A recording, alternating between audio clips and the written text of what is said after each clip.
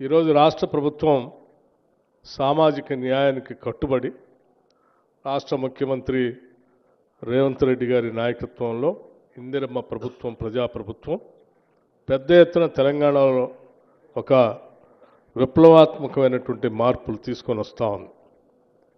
ఆ మార్పులు ఏ స్థాయిలో ఉన్నాయనంటే చివరికి భారతదేశానికి కూడా తెలంగాణ రాష్ట్రం తీసుకుంటున్నటువంటి నిర్ణయాలే ఈ భారతదేశానికి దిశ నిర్దేశం చేసేంత స్థాయిలో సామాజిక పరమైనటువంటి నిర్ణయాలు ఈరోజు ఈ రాష్ట్రంలో జరుగుతూ ఉన్నాయి.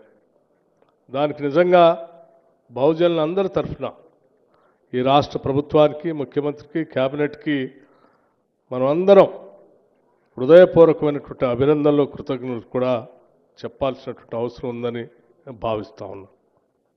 ఈరోజు దేశ చరిత్రలో ఎక్కడ జరగనటువంటి కాస్ట్ సర్వే ఇక్కడ జరిగి ఆ కాస్ట్ సర్వే ఆధారంగా లెక్కలతో సహా ఈ రాష్ట్రంలో 42% బీసీలకు రిజర్వేషన్ కల్పించాలనేటువంటి ఆలోచనతో శాసనసభలో చట్టాలను చేసి ఆ చట్టాలు ఈరోజు దేశంలోనే ఒక చర్చకు దారితీసి భవిష్యత్తులో భారతదేశంలో కూడా తప్పనిసరి పరిస్థితులు కల్పించినటువంటి గొప్ప నిర్ణయాలు ఈరోజు ఈ రాష్ట్రంలో జరిగాయి.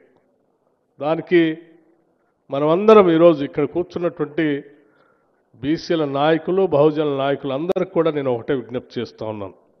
ఈరోజు కాంగ్రెస్ ప్రభుత్వం ఇంత గట్టిగా సామాజిక నిర్ణయం కోసం అనేక రకాలైనటువంటి అడ్డంకులు ఉన్నప్పటికి కూడా వాటన్నిటినీ పటాపంచలు చేసుకొని, కట్లు దించుకొని ఇంతటి గొప్ప విధానపరమైన నిర్ణయాలు చేసినప్పుడు ఈ విధానపరమైన నిర్ణయాలు ప్రతి గ్రామానికి, ప్రతి ఇంటికి, ప్రతి బహుజను దృష్టికి తీసుకుని వెళ్ళి ఈ ప్రభుత్వం మనది, మన కోసం నిలబడ్డది, మన కోసం ఈరోజు సమాజంలో అనేక సంస్కరణలు తీసుకొని వచ్చి ముందుకు పోతుంది అని చెప్పి అరచేతిలో పెట్టుకొని ప్రభుత్వాన్ని కాపాడుకుంటూ భవిష్యత్తులో తీసుకున్న నిర్ణయాల ఫలితాలన్నీ కూడా పొందటం కోసం అందరూ ప్రయత్నం చేయాలని చెప్పి ఈరోజు పాపన్న గౌడ్ గారి జయంతి సందర్భంగా మీ అందరికీ నేను విజ్ఞప్తి చేస్తూ ఉన్నాను.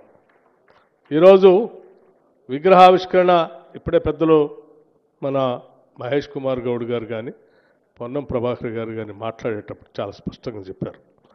విగ్రహాన్ని ఏర్పాటు చేయాలని అడిగినప్పుడు ఆ విగ్రహం ఏర్పాటు చేసే వ్యక్తి యొక్క ఆలోచనలు, వారి పోరాట స్ఫూర్తి, వారి మార్గం ఆ విగ్రహాన్ని చూసినప్పుడల్లా మనందరికీ ఇన్స్పిరేషన్గా ఉండాలి. అలా ఇన్స్పిరేషన్గా ఉండటం కోసమే విగ్రహాలను ఏర్పాటు చేసుకుంటాం. ఆ చేసుకునే విగ్రహాలు కూడా ఒక స్ట్రాటజిక్ పాయింట్లో అందరికీ కనపడేటట్టుగా ఆ విగ్రహం మనలందరినీ కూడా మార్గదర్శకం చేసి స్ఫూర్తి ఇచ్చేటట్టుగా ఒక స్ట్రాటజిక్ స్థలంలో ఏర్పాటు చేయటం అనేది కూడా చాలా ఆవశ్యకమైనది. ఎక్కడో విగ్రహాన్ని పెట్టాం, ఎక్కడో స్థలం ఇచ్చామనేది కాకుండా ఒక ప్రముఖమైనటువంటి స్థలంలో సెక్రటేరియట్ ముందు స్థలాన్ని ఏర్పాటు చేసి ఈరోజు భూమి పూజ చేసుకున్నాం. తప్పనిసరిగా ఈ భూమి పూజ రేపు ఈ రాష్ట్రంలో వచ్చేటువంటి సామాజిక న్యాయానికి, సామాజిక ధర్మానికి పెద్ద ఎత్తున ఉపయోగపడుతుందని చెప్పి మీ అందరికీ నేను సవినయంగా మనవి చేస్తూ, సర్దార్ పాపన్న గౌడ్ గారి యొక్క లక్షణాలు ఇప్పటికే అందరూ చెప్పారు. ఆ రోజుల్లో ఏమీ లేని రోజుల్లో కూడా అందరినీ ఏకం చేసుకొని కృషి, పట్టుదల, ఒక లక్ష్యం ఉంటే ఏదైనా సాధించవచ్చు అని చెప్పి వారు చేసి నిరూపించి చూపించినటువంటి ఆయన జీవితం మనందరికీ ఆదర్శప్రాయంగా ఉండాలని చెప్పి దానికి అనుగుణంగా మనం అందరం అడుగులు ముందుకు వేయాలని చెప్పి మీ అందరికీ నేను సవినయంగా విజ్ఞప్తి చేస్తూ, ఆ సామాజిక న్యాయాన్ని తీసుకొని మనం ఈరోజు ముందుకు పోతా ఉన్నాం. ఈ ముందుకు పోయే క్రమంలో ఈ పార్టీకి సామాజిక న్యాయం జరగకుండా ఉండాలని ఆలోచన చేసేటువంటి కొన్ని రాజకీయ పార్టీలు కొంత ఎప్పటికప్పుడు మన మీద కొన్ని రకాలైనటువంటి ప్రచారం చేస్తూనే ఉంటాయి.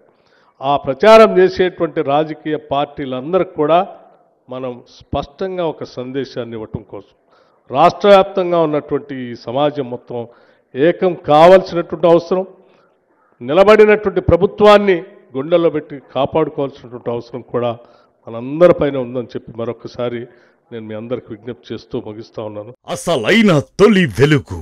ఫాలో వాట్సాప్ @తొలి వెలుగు official.